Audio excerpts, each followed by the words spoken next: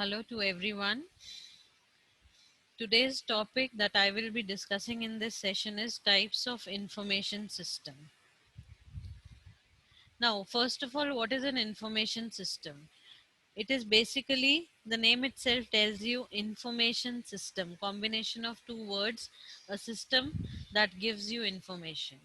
So it is a set of interrelated elements or components that collect, manipulate, and disseminate the data and information, and also give the feedback so that further continuous improvement mechanism can be followed. So, what we do, we give an input to the system does the processing and gives us the information as an output, and this information is being used by the organization for further decision making, planning, monitoring, and so on. And depending upon the feedback that we get about the information generated by the system, we try to further enhance it. Now, next is management in any organization and its levels.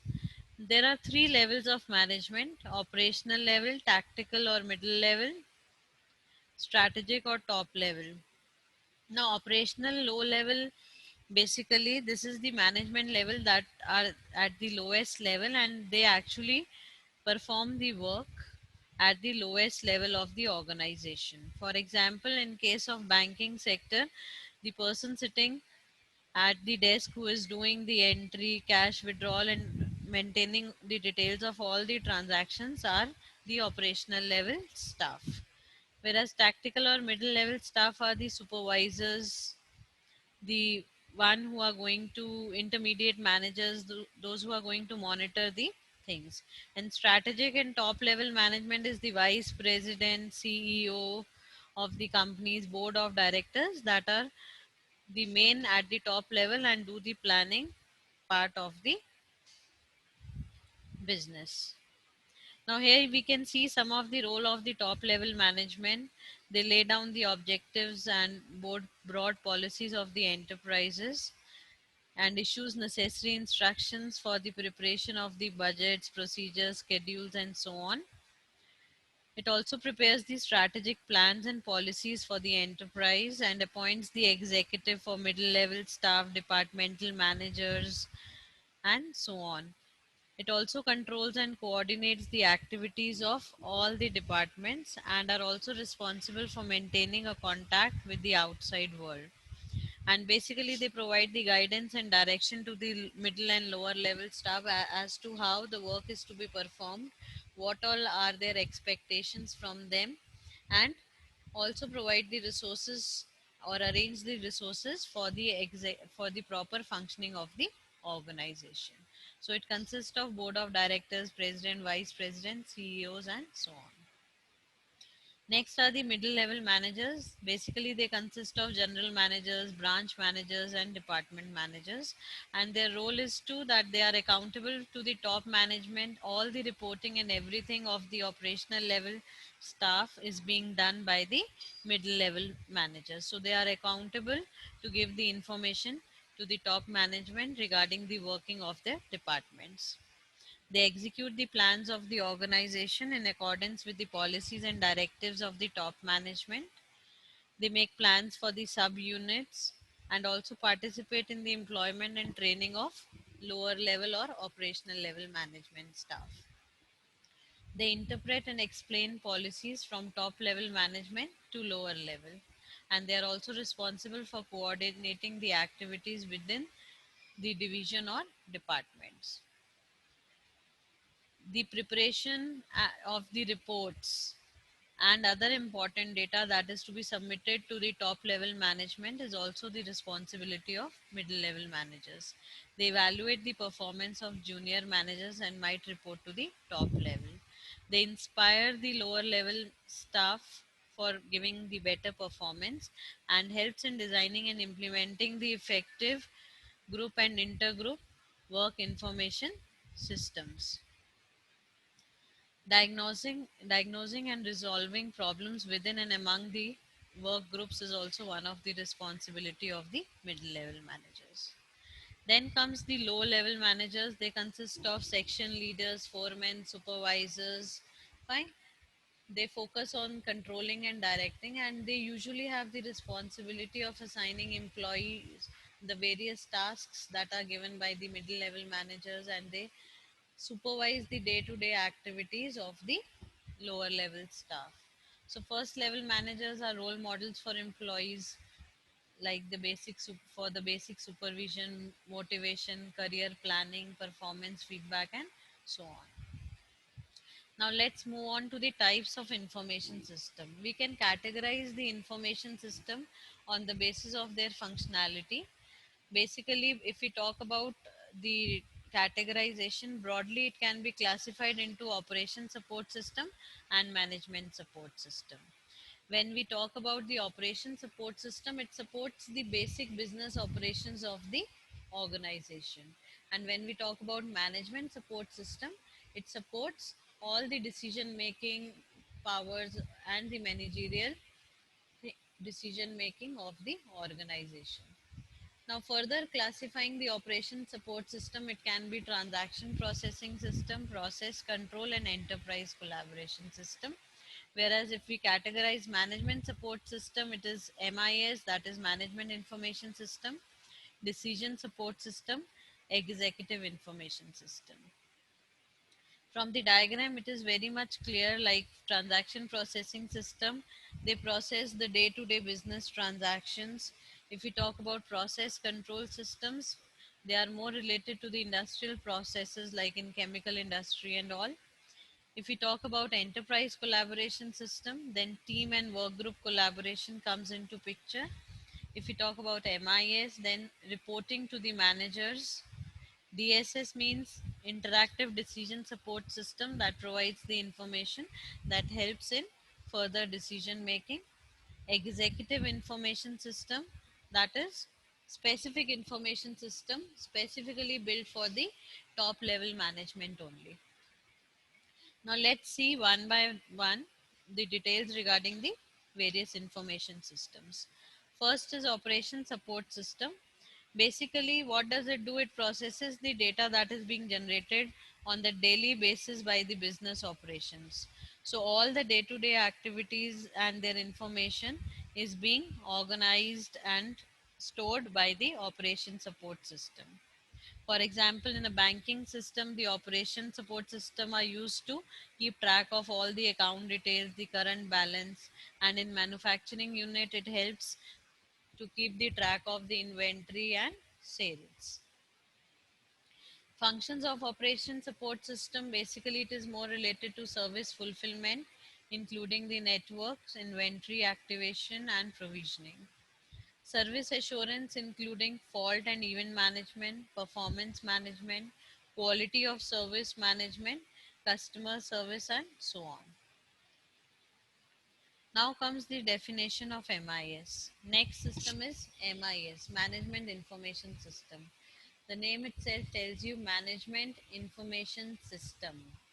System that provides information to different levels of management. So, in simple terms, we can say that it is a computerized system that provides information related to the business operations and helps the management in further decision making. So MIS basically is set up by any of the organization with the objective to obtain the information used by various levels of management. So MIS must perform the following functions in order to meet its objectives: data capturing, processing, storage, retrieval, and dissemination of management information. Now, at the management level of the organization, it also helps in planning, controlling, and decision making, and helps in creating the summarized and exception reports. It supports the management in best possible manner, helps in analysis and reporting procedures. It has certain facilities or features that helps in representing the data in the form of charts, graphs, summary tools, and so on.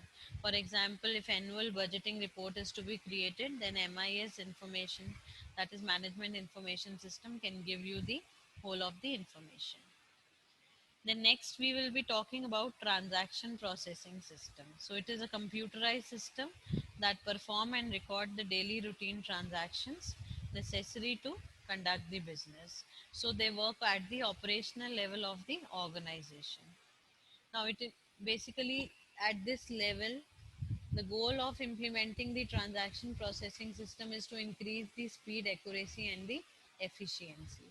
So we can see the ATM machine is working at the operational level, giving the information to the operational level staff regarding day to day cash withdrawals or change of pins and so on.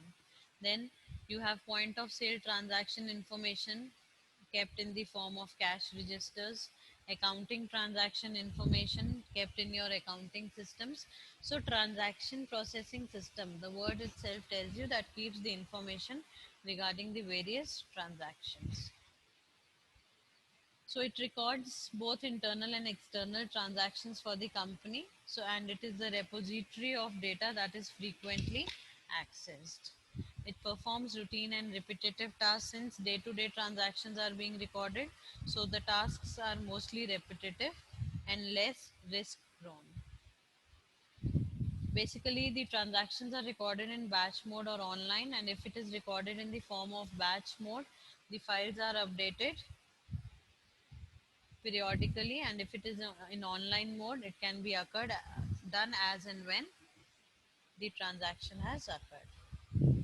Now there are various steps of processing a transaction, starting from the data entry, data validation, processing, storage, output generation, and query support system. Then comes process control. Process control basically is more into the controlling of the processes such as in chemical industry, petroleum refining, power generation, automobile manufacturing, and so on. So it helps in monitoring and controlling the industrial processes. It supports all the daily operations, and the industrial manufacturing processes are being controlled in such a manner so that no disaster or risk prone activity is performed that may lead to the failure of the process. Then comes enterprise collaboration system. It is a combination of groupware tools, internet, extranet, and other networks required to support the enterprise wide communication. So it allows the team members to work from different locations, divisions, and departments. So this includes your chatting, your emails, your video conferencing, various applications related to the video conferencing, calendars, and so on. Next is very important decision support system. So it combines the data, both routine and non-routine data, and tries to give the information in best possible manner that would help in further decision making. So it supports the management and helps in performing the what if analysis, decision modeling, scenario building, and it is a highly interactive system that can helps in handling the ad hoc problems as well. So example is contract cost analysis. So if some analysis is to be done related to a particular contract, then the decision support system can help. Next is your office automation system. This is a very common system we all use these days. So talking about the benefits of office automation system, that helps us in communication and accuracy, preparation of messages, sending and receipt of messages, cost of office communication, basically your MS Office, your basic chatting and all, your broadcasting and all comes under the office automation system, online filing system. Everything that helps in automating the basic functioning of an office comes under this category.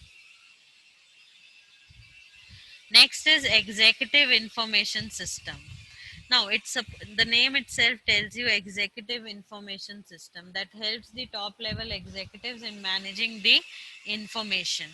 So, it supports high level strategic management and provides critical from other systems as well. Like the lower level systems, MIS and DSS, might combine the information and give it to the executive information system that will further refine it and present it in the form that will help the management in further decision making. So it integrates external information as well. So, if we talk about the definition, we can say that it is an interactive computer based system intended to help the decision makers use communication technology, data, document, knowledge to identify and solve the problems. Now, if we talk about the components of decision support system, first is model management software, then is the model based dialogue manager. So, model management software basically it coordinates the use of models in the decision support system. In case of model base, they can help in implementation of variety of models that might be related to finance or statistical analysis or maybe project management models or maybe any graphical models. Now, variation with DSS is GDSS, that stands for Group Decision Support System. It is a class of electronic meeting system, a collaboration technology designed to support meeting and group work. So, these are the specific systems where a team of members can do the discussions, share their views, have a brainstorming session, and come up with a particular decision. So, if people are not physically present at one place and they want to have a meeting, they can make use of group decision support systems. So, advantages is anonymity, parallel communication, automated record keeping. You don't have to write down the notes and all, they are automatically recorded. Then ability for virtual meetings, portability, global potential. And for this, you know, don't have to be a tech savvy. You just have to click at a particular place and have a basic experience of computer, and you can easily take advantage of GDSS system.